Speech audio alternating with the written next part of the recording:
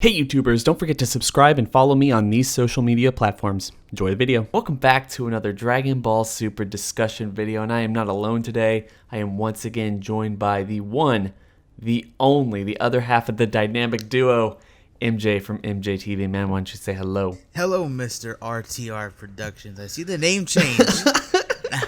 I did not, miss that. I did see it, so I'm glad to be back. Yeah.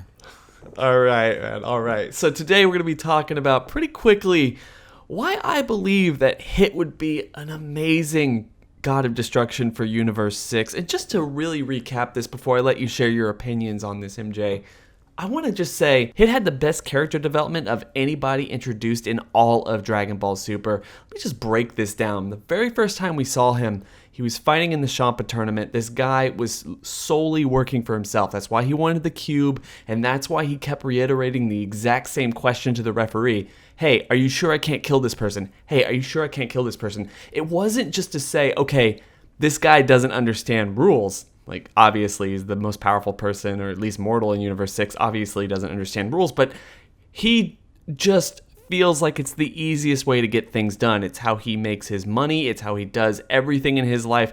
It was one of the things that kind of boggled his mind.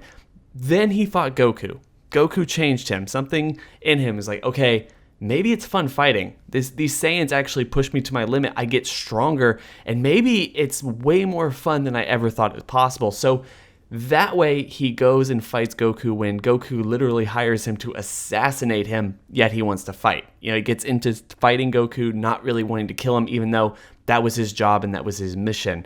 He completely abandons it. And then we get to see that again in the Tournament of Power, where he even says it's his job to protect Universe 6, and that's what he puts his entire sole focus in when trying to beat Jiren during that epic episode 111. So this, I think, would be a natural progression for his character. MJ, what are your thoughts? Well, I think this goes back to what you and I talked about a while ago. I think after episode 111, or even perhaps before then, we talked about why Jiren and Hit are different. I think a lot of people during that time were going on and saying, "Oh yeah, Jiren is the same as Hit. They're both big, huge dudes, paws, and they're just silent characters." But when you break it down, like when you actually break it down and strip apart what we know of these two characters, they're pretty different. And one of the main differences is respect.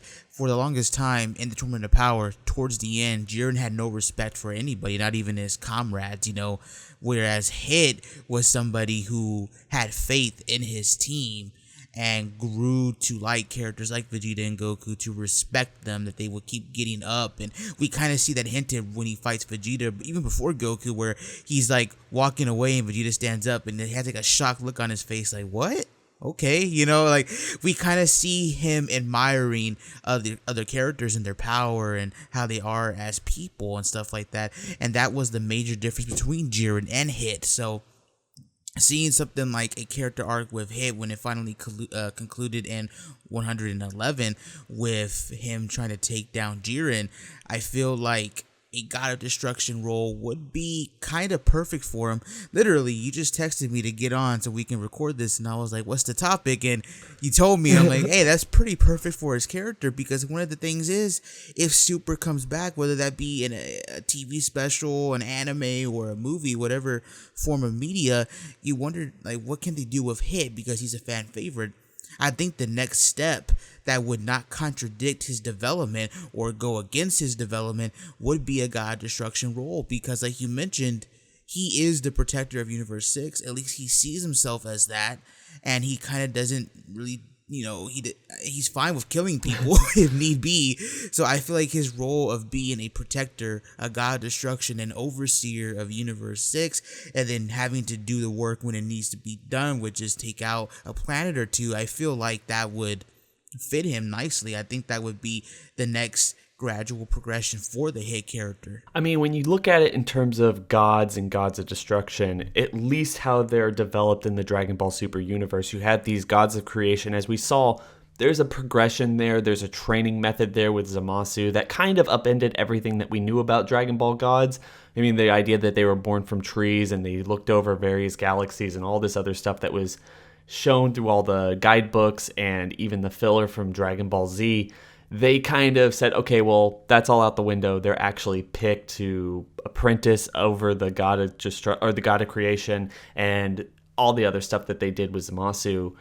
The gods of destruction are a little bit different, and Topo gave us a real big indicator of how that actually plays out. When we first met Beerus and Champa, there was this theory, and I feel like it was a well thought theory at the time where, okay, Whis and Vados are twins of each other, so Beerus and Champa are twins of each other, so all the gods of destruction are twins of each other, and that's the way these universes work. But then we got to the Tournament of Power, and we realized that, no, that's not the case. I mean, these people are just mortals that have these rituals to bring them into God of Destruction hood.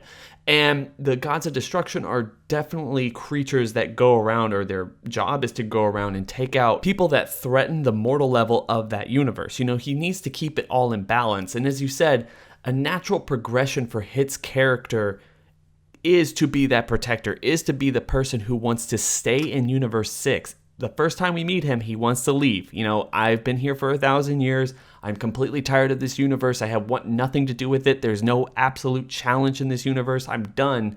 To this guy who's like, I'm going to stay here and I'm going to police this entire universe. I'm going to use my power for the basic good and do my best to up the mortal level because that is my job. That is an interesting character arc, and it's the only logical step, I think, for his character going forward. And really, I know Topo, we all know he's going to be the god of destruction someday, and maybe some people really hope that Jiren's going to be that way, or maybe even more relevant in the future. But to me, this is the only character introduced in Dragon Ball Super who we don't already know is going to be a god of destruction. That makes a ton of sense. And can you imagine as a fan just sitting there watching the ritual or whatever where they all go and see Hit become a god of destruction or something, and everyone's just like, man, that 1,000-year-old guy has really grown up in these last couple of years, and it was all because of Goku. I mean, as a Dragon Ball fan, that would be just so satisfying. Well, it's not even just the idea of a ritual, because we don't know for sure if they do that. I mean, we would assume they would have to.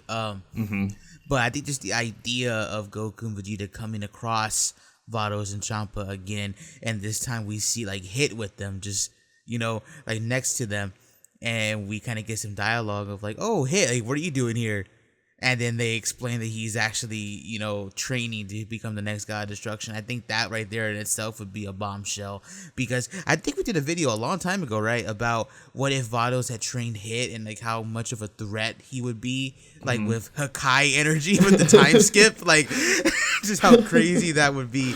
But I think just the idea of us finding out in the future that he is training to become a god, or is already a god of destruction, I think that would be, mind-blowing, because that is what some people may see as like, oh, that's so fanficky or this and that, but not really. Like you said, when you break it down and take a look at Hit's character, like, it makes sense for him to become one, you know, because we see a lot of fan art of like characters becoming gods of destruction, you know, people in the outfits and stuff. But I think for Hit, I think that would probably be awesome to see it done, because he's one of the few characters, like you said, that could do it right. Like, obviously we know Topo is going to become one, which to me is one of the issues with Super. I don't want to go on a rant here, but one of the things with Super is that they introduce these characters that it's hard to say for sure what's the future for them, and it seems like the only way we can really get more info out of them is if we get backstories on them. We've talked about that with Hit, Jiren, and Topo is a character that we already know what his progression is.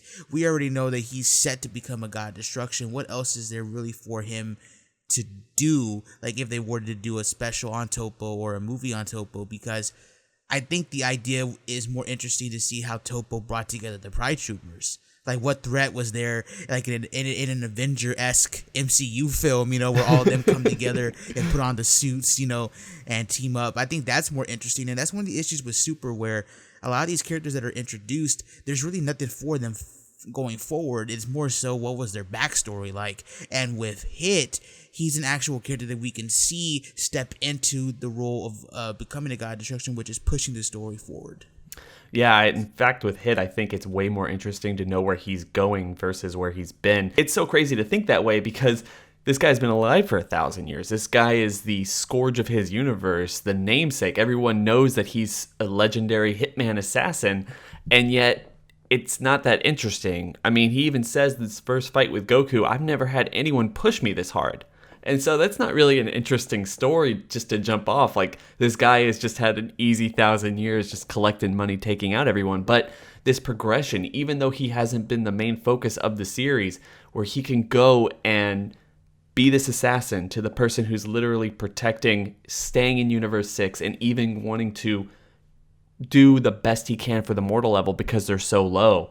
Like, I will say this with Topo and Hit and all these other characters, it would be interesting in the future, and there's very few right now that they've introduced that could actually do this. Hit's probably the only one I can think of that would be legitimately interesting to see, but just see all of these gods of destruction be kind of taken out, new people coming in, and by the end of Dragon Ball, I mean literally the end of Dragon Ball in 10, 15 years, whatever, we have a completely new cast of gods of destruction. I don't care if it's Oob, Hit, Topo, like, Frieza's one of them or something. It would be pretty interesting. You know what I mean? Oh yeah, I get you. I think that in itself would be interesting. Like when you look at Naruto, and if you skip over to Boruto, you get to see how all the different Kages are now there. I think that would be an interesting way where we see a whole group, like a whole new lineup of gods of destruction. I think that would be a sight to see. I agree. Anyway, guys, we're going to leave it off there. I hope everyone has enjoyed the video. Like I always say, please make sure to go down to the description section below and hit that link to go subscribe to MJ. The guy makes some really awesome content. You're not going to want to miss any of that. Plus, as I've told him recently, he's the best editor for any Dragon Ball content. So if you see his work, make sure to shout him out in the comments if you do. At the same time, don't forget to like, comment, and subscribe onto this channel. Don't forget to hit that bell over by the subscriber button to notify you every single time I upload. And if you're inclined, make sure to go down and click that link to go subscribe to my Twitter account. If you want to contact me, you're probably going to be easy enough to contact me there. So make sure to go do that. I hope everyone's having a fantastic day. It's been real.